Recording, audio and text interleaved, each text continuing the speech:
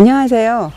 저는 오늘 여러분들을 숲속으로 안내할 국립청태산 자연휴양림에 근무하는 숲해설가 이야기꾼 최혜옥입니다. 오늘 여러분과 함께 탐방할 이 코스는요, 휠체어나 유모차도 안전하게 숲속 가운데까지 들어갈 수 있는 아주 편안한 코스가 되겠습니다. 예, 그러면 지금부터 저와 함께 이 아름다운 숲길을 거닐어 보도록 하겠습니다. 자, 이쪽으로 안내 드리겠습니다.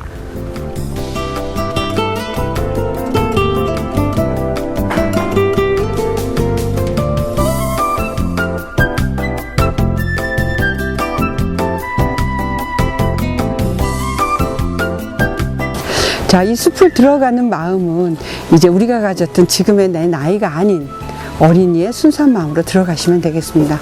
자, 이러한 통나무 속을 통과하면서 우리는 여기에서 짠!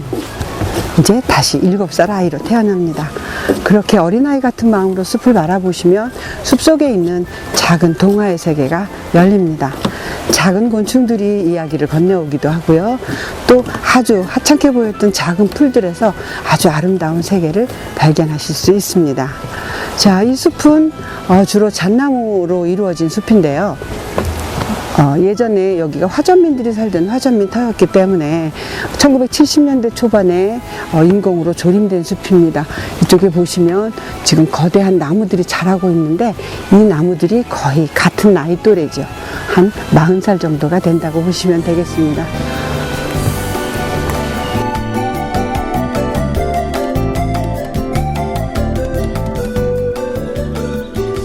예, 청태산 숲에서는 잣나무와 다람쥐를 빼놓고는 이야기를 이끌어갈 수가 없을 정도인데요. 지금 오늘 이 자리에서는 잣나무와 다람쥐들이 어떻게 서로 도우면서 살아가는지 그 부분을 한번 관찰해 보려고 합니다. 들어오시면서 지금 무거진 나무들을 보시고 어떤 나무일까 생각하셨나요? 예, 맞습니다. 이곳에 있는 나무는 거의 심어진 나무이기 때문에 한 가지 잣나무 수종으로 많이 심어져 있는데요. 자, 그러면 잣나무에는 어떤 열매가 달릴까요? 물론 잣송이가 달리겠죠. 그러면 이 숲에 들어오시면서 다람쥐들을 많이 보셨을 텐데요. 다람쥐는 무엇을 먹으러 이 숲에 올까요? 많은 분들에게 질문을 하면 이런 답을 합니다. 다람쥐는 무엇을 좋아할까요? 그러면 도토리요가 첫 번째로 나옵니다. 그럴까요? 라고 되물으면 다시 밤이 한 번 더 나옵니다. 자, 도토리와 밤과 잣과 물론 각각 고유한 맛을 가지고 있겠죠. 근데 그 중에서도 잣은 정말 대단한 영양식이죠. 다람쥐들이 잣을 아주 좋아하기 때문에 이 숲에 많이 옵니다. 잣 같은 경우에는 작년에 수분을 맺어서 작년서부터 익어서 이제 올 가을이 되면 아주 커다란 잣송이를 이루게 되는데요. 제가 한번 준비를 해온 걸 보여드리겠습니다. 자, 다 익을 즈음이면 잣이 이렇게 커다란 잣이 만들어집니다. 자, 어떤 친구는 이 친구를 보고 파인애플 같다고 이야기도 하고요. 자, 제가 비늘을 한 개 벗겨 보겠습니다. 비늘 속에는 이렇게 나란히 두 알의 잣 알갱이들이 들어 있습니다. 많은 다람쥐와 청설모들이 이것을 위해서 이쪽에 모여들지요. 자, 그런데 이 잣은 왜 많은 에너지를 들여서 이렇게 많은 잣 알갱이들을 만들까요? 거기에 바로 이 숲에 비밀이 숨어 있습니다. 자, 이 잣 알갱이는 이렇게 꺼내보면 아주 껍질이 단단합니다. 이 단단한 것들을 누가 가져갈까요? 이 친구는 자기가 필요하는 앞니가 발달된 다람쥐를 불러 모으기 위해서 잣 알갱이들을 이렇게 두껍게 만듭니다. 물론 가끔 새들도 먹기는 하지만 이 알갱이들은 보통 다른 동물들은 잘 먹기가 어려운 상태겠죠. 자, 그런데 잣나무는 이렇게 잣 알갱이를 만들어서 다람쥐를 부릅니다. 왜 다람쥐를 불렀을까요? 다람쥐는 겨울이 되면 무엇인가를 저장하는 습성이 있습니다. 도토리도 감추고 밤도 감추지만 이 산에서는 잣을 많이 감추지요. 다람쥐는 보통 동면을 길게 하지 않고 한 일주일쯤 자다 일어나서 먹고 일주일쯤 자다 일어나서 먹는 그런 겨울을 보내게 됐는데요. 자기 침대 머리맡에 잣알갱이들을 수북히 쌓아놓습니다. 그리고 겨울을 지나고는 이제 이른 3월 아직 눈이 녹기 전에 밖으로 나옵니다. 그때 나와서 이제 짝짓기도 하고 아기들을 기르기를 하는데요. 그러면 그 이른 3월에 눈이 덮인 숲에 나왔을 때는 무엇을 먹고 살까요? 물론 굴 안에 감춰두었던 알갱이들은 다 먹었습니다. 그러면 지금부터 다람쥐들이 그 3월쯤 나와서 먹으려고 찾아두었던 다람쥐의 보물 창고를 한번 찾아서 떠나보겠습니다. 자, 이쪽으로 출발하겠습니다.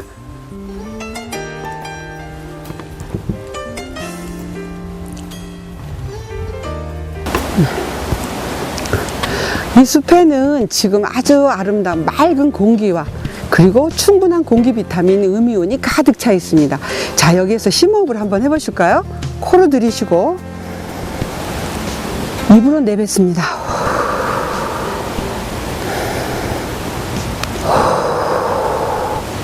아, 다람쥐도 저희하고 동참하려고 저 숲속으로 마중을 나왔네요.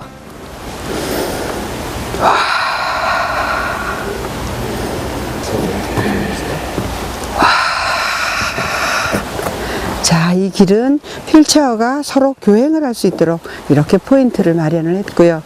또 아주 어린아이들도 즐겁게 숲으로 진입을 할 수 있는 그런 코스가 되겠습니다. 아마 이런 숲속 데크로드를 통해서 숲속으로 들어갈 수 있는 곳이 설치된 것은 저희 청태산 휴양림이 제일 첫 번째가 아닌가 하는 생각이 드는데요.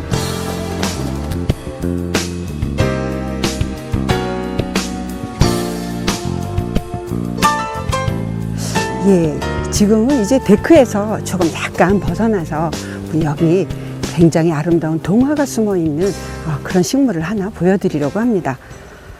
자, 이쪽을 한번 살펴보겠습니다. 여기 보면 굉장히 뾰족한 가시가 나 있는 식물이 있습니다. 자, 이 친구는 이렇게 살펴보시면 가시가 굉장히 많이 나 있습니다. 줄기에도 나 있고 잎 앞면에 뒷면에 다 나 있는데요. 이 가시는 안델센 동화에 등장하는 바로 쐐기풀이란 친구입니다. 자, 안델센 동화의 백조왕자를 혹시 기억하세요? 그 백조왕자에서 보면 계모 왕비의 마법에 걸려서 백조가 된 왕자들이 등장을 하지요. 근데 그 왕자들의 마법을 풀어주기 위해서 작은 막내 엘리자 공주가 착한 마녀를 찾아가서 구원의 비밀을 얻습니다.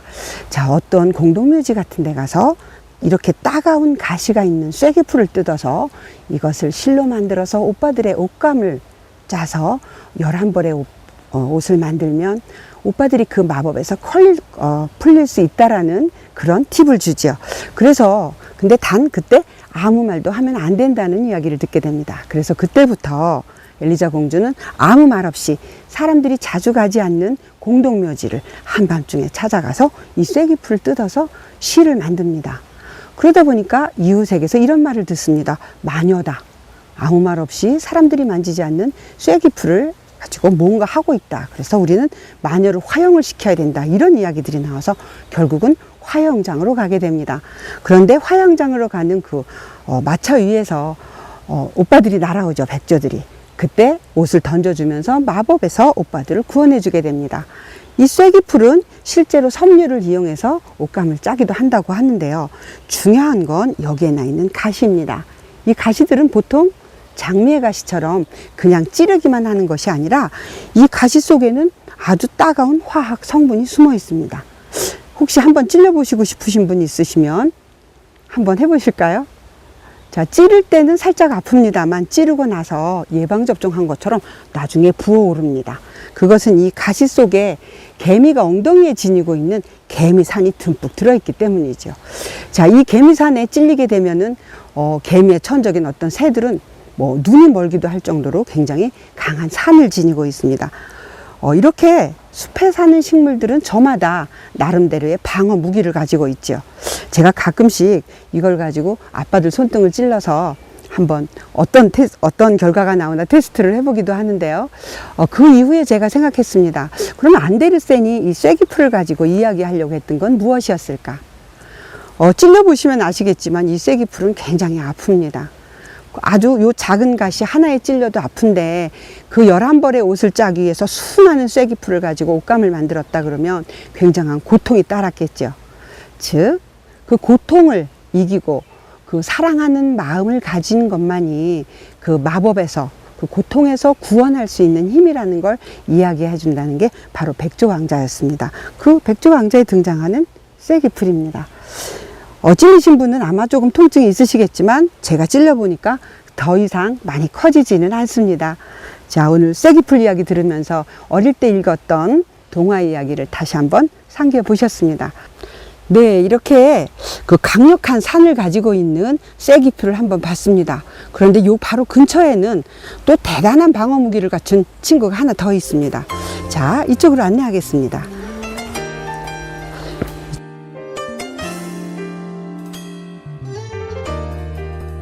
자, 이쪽에 보면 나무인지 풀인지 모르는 녀석이 하나 있습니다. 다른 곳에서는 흔히 볼 수 없는 친구인데 이렇게 마디가 이렇게 끊어지는 형태로 되어 있습니다. 가만히 햇빛이 비치는 날 이렇게 옆으로 가늘게 실눈을 뜨고 쳐다보시면 가는 세로줄이 아주 많이 나 있습니다. 이 친구는 그 옛날에 공룡이 살던 시절에는 아주 큰 아름들이었다라고 합니다. 잎도 물론 있었고요. 그러던 것이 오랜 세월 동안 진화하면서 지금은 이렇게 작은 형태의 모양으로 남아있지요. 물론 잎이었던 부분도 이렇게 흔적만 남아 있습니다. 그런데 특이한 건 이 친구가 갖고 있는 방어 무기입니다. 다른 초식 동물들이 먹을 수 없게 하기 위해서 공기 중이나 토양 중에 흔한 성분인 규소, 즉 유리를 만들 수 있는 성분을 끌어다가 자기 몸에 유리 갑옷을 만들었다는 점입니다. 햇볕에 가늘게 실눈을 뜨고 쳐다보시면 반짝이는 세로줄을 목격하실 수가 있는데요.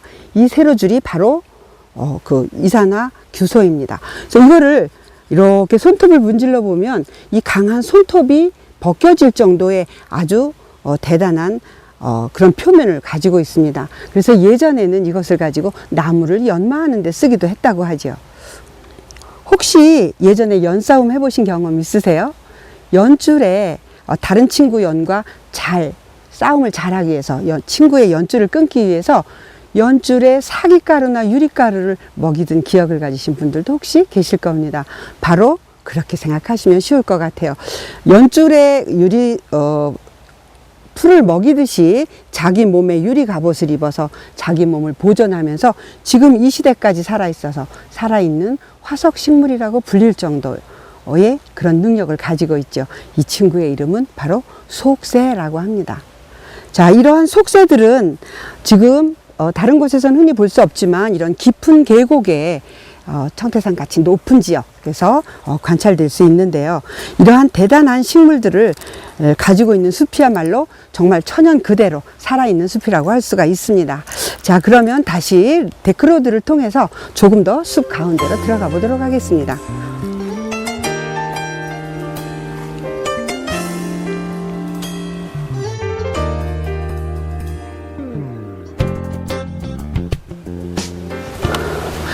지금 숲속에는 이제 한여름에 장마 전에 실록이 우거지고 있기 때문에 모두들 마음이 바쁩니다.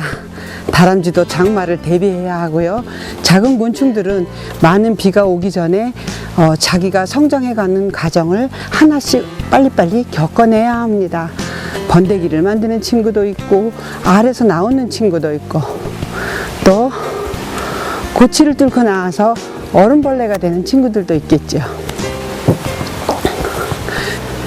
지금 이 데크 옆에 누워있는 이 나무가 바로 이 숲에 있던 나무입니다.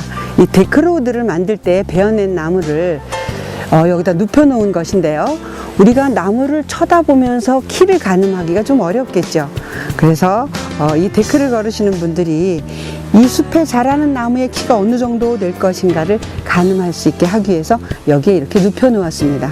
물론 이게 몇 년이 지나다 보니까 저쪽에 작은 가지들은 다 잘라져서 키가 좀 작아져 있지만 이 숲에 있는 나무들의 키가 다 이 정도가 된다고 보시면 됩니다.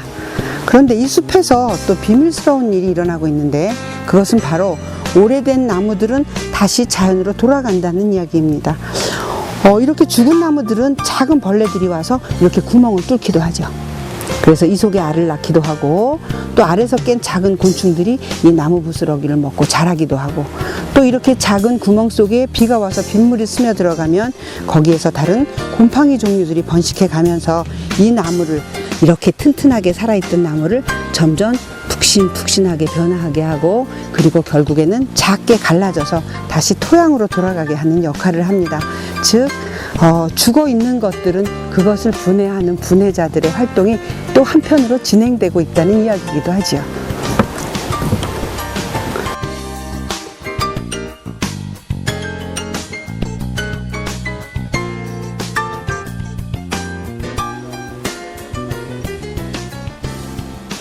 예, 우리가 지금 이제 계속 이렇게 데크로드를 따라서 산 중심까지 올라오고 있는데요.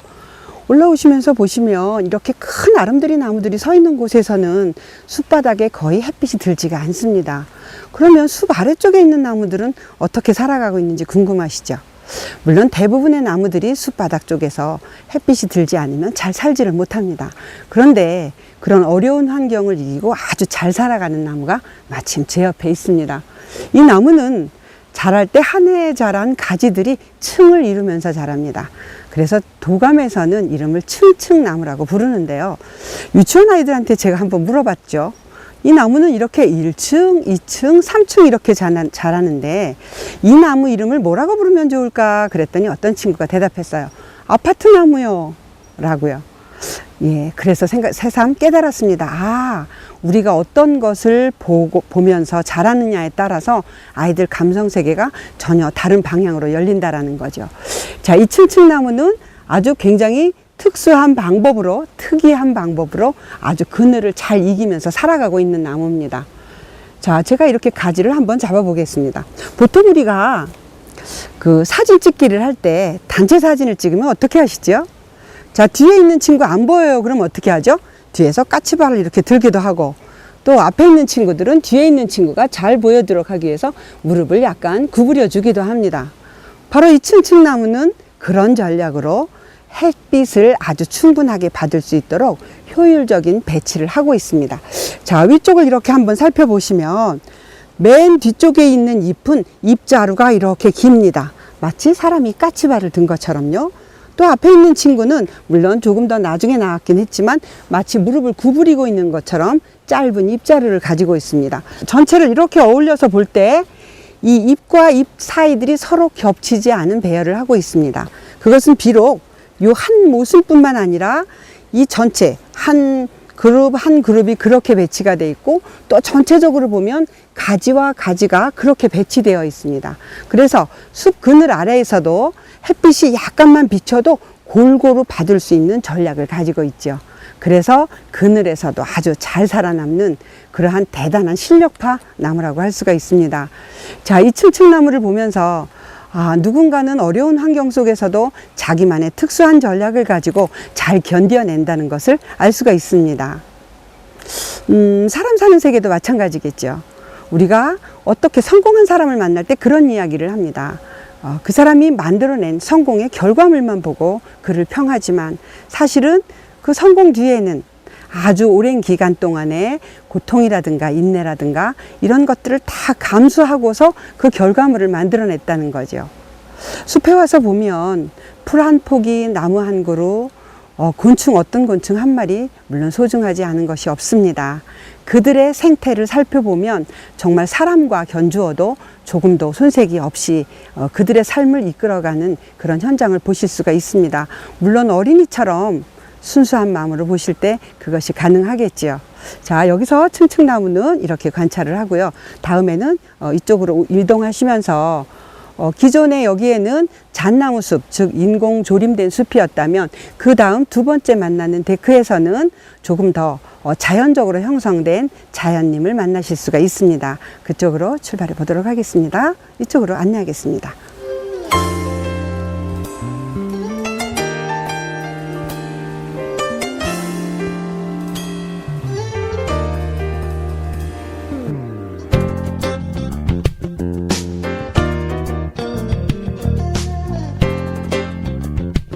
아래쪽 데크와는 달리 이렇게 두 번째 데크에서는 굉장히 다양한 식물들을 만나실 수 있는데요. 주로 울창한 숲에서 그 숲 하단부에서도 잘 자랄 수 있는 단풍나무 종류나 물풀의 나무 종류들이 잘 자라고 있습니다. 저거 좀 보세요. 고로쇠 나무 위에 다람쥐가 한 마리 앉아 있어요. 안녕 다람쥐. 하이. 깜짝 놀랐나 봐요, 제 목소리에. 고로쇠 나무는 사람들도 아주 좋아하는 나무죠. 숲속에 있는 나무 중에서 이렇게 손바닥 모양으로 생긴 나뭇잎들은 대부분 단풍나무 쪽 집안인데요. 고로쇠 나무는 그 뼈에 이롭게 하는 물이라 그래서 골리수라는 한자 어원에서 발전을 했다고 하는데요. 봄이면 우리 사람들이 저 나무의 수액을 받아서 많이 마시기도 하죠. 그 고로쇠 나무가 좋다는 건 아마 다람쥐도 아는 모양이에요. 오늘 아주 멋있는 다람쥐까지 만나고 오늘 오신 분들은 행운이세요. 자, 이쪽 숲 쪽으로 더 들어가면서 다른 종류의 나무들과 또 어떤 동물들이 있는지 한번 지켜봐야겠어요.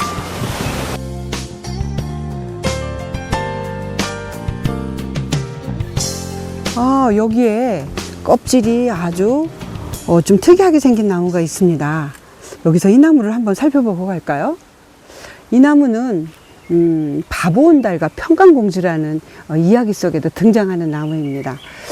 예전부터 사람들은 먹고 살기 어려웠을 때에는 주로 숲에 있는 자원들을 이용해서 많이 먹고 살았지요. 송기떡도 만들어 먹었고요. 또 솔순도 꺾어서 먹었고 이렇게 많이 살았는데, 이 나무도 즉 우리가 구황식물이라고 하는 먹거리가 없었을 때 대단한 먹거리로서의 역할을 그렇게 이행해줬던 나무입니다. 이름은 느릅나무라고 하는데요.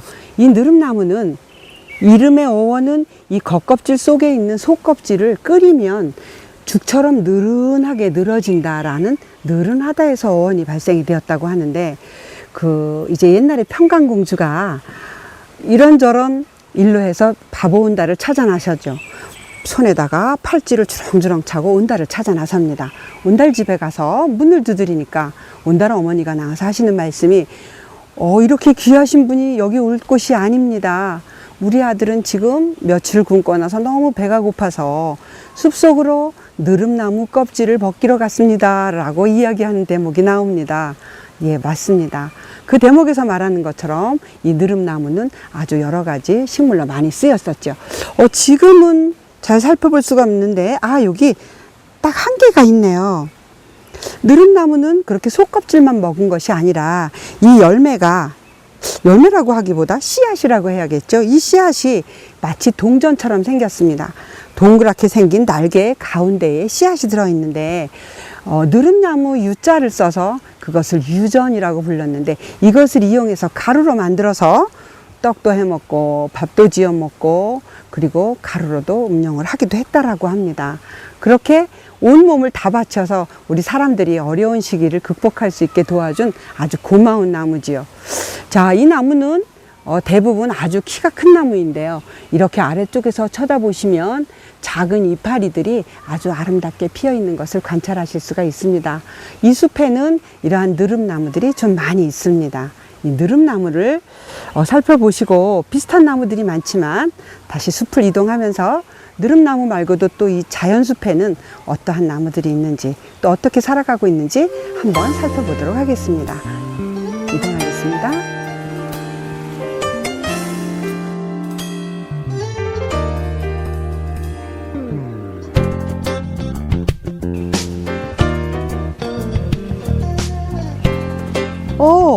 아까 초반에 말씀드렸던 그 흔적들이 여기 있네요. 여기 살펴보시면 곳곳에 다람쥐가 숨겨놨던 보물창고를 보실 수가 있어요. 여기 보시면 이렇게 작은 구멍들이 나 있죠. 다람쥐는 깊이 묻지 않고 이렇게 손가락 한 마디 정도 들어갈 정도에 묻는 모양이에요. 이 자리는 다람쥐가 숨겨놨던 것들을 꺼내 먹고 간 자리입니다.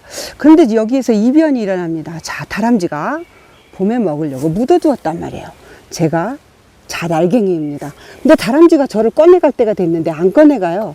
그럼 봄이 되면 어떤 일이 일어날까요? 햇살은 따뜻해지고 비가 와서 토양이 촉촉해집니다. 그러면 잣알갱이가 벌어지면서 싹이 나오는 거죠. 자, 이 앞에 보시면 지금 여기에 한 곳에서 한 그루, 두 그루, 세 그루 이렇게 잣나무가, 어린 잣나무가 얼굴을 내밀고 있습니다. 이런 것들이 바로 다람쥐가 심은 잣나무입니다. 많게는 12그루까지 나온 걸 봤거든요. 그래서 아까 말씀드린 것 부분에 뭐가 있냐 그러면, 잣나무가 열심히 맛있는 알갱이를 만들어서 다람쥐를 불러서 다람쥐에게 먹이를 공급해 줍니다. 그러면 다람쥐는 자기가 그걸 먹고 또 뒀다 먹으려고 갖다 묻죠. 갖다 묻어준 것이 바로 잣나무를 번식시켜주는 결과를 갖게 됩니다. 즉 다람쥐와 잣나무는 얼핏 보면 아무런 관계가 없는 것처럼 보이지만, 다람쥐는 잣나무를, 자달갱이를 먹이로 해서 먹고 이 자달갱이들을 번식시켜주는 거죠. 그래서 잣나무는 많은 에너지를 총동원해서 맛있고 영양 많은 잣들을 만듭니다. 자, 오늘 제가 이렇게 여러분과 함께 다람쥐가 숨겨놨던 보물창고도 발견했고요. 또 이렇게 찾아가지 못해서 다람쥐가 심어준 잣나무도 보게 됐습니다. 이제 이러한 사실들을 알고 숲을 산책하시다 보면 곳곳에 이러한 흔적들을 많이 발견하실 수가 있습니다. 즉 예전과 다른 것들이 보여지게 된다는 거죠. 마음으로 보시면 숲은 이렇게 늘 다른 현상들을 보여줍니다.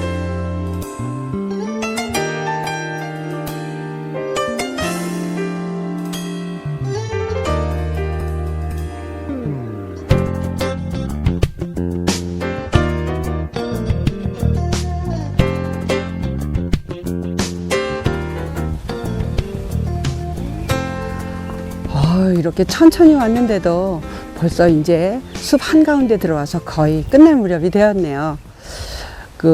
자연림에서는 굉장히 다른 여러 종류의 나무들이 어우러져서 삽니다. 우리가 조금 전에 만난 친구들은 그 울창한 숲 아래쪽에서 훌륭하게 살아가는 그런 모습들을 살펴볼 수 있었고요.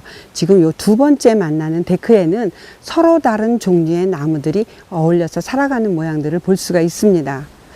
그들은 각각 모양도 다르고 또 살아가는 생태도 다르지만 함께 어우러져서 살아가지요. 사람 사는 세계도 마찬가지라고 생각합니다. 피부색은 다르고 또 생김새는 달라도 우리는 모두 같은 사람으로 살아가고 있으니까요. 오늘 이 자연림에 와서 어울려서 살아가는 것들을 보시면서 어떻게 이웃들과 잘 어울려 살아가야 하는지, 나와 다른 남을 어떻게 이해해야 하는지, 그런 부분을 좀 마음의 문을 열고 바라보셨으면 하는 바람을 가지면서 오늘 이 코스를 마무리하고자 합니다. 조금 더 숲에서 명상이나 산림욕을 하시고 싶으신 분은 이쪽에 데크가 많이 마련되어 있으니까 그쪽에서 나무를 안고 하셔도 되고 누워서 하셔도 되고요. 아주 조용한 숲을 즐기시기 바랍니다. 고맙습니다.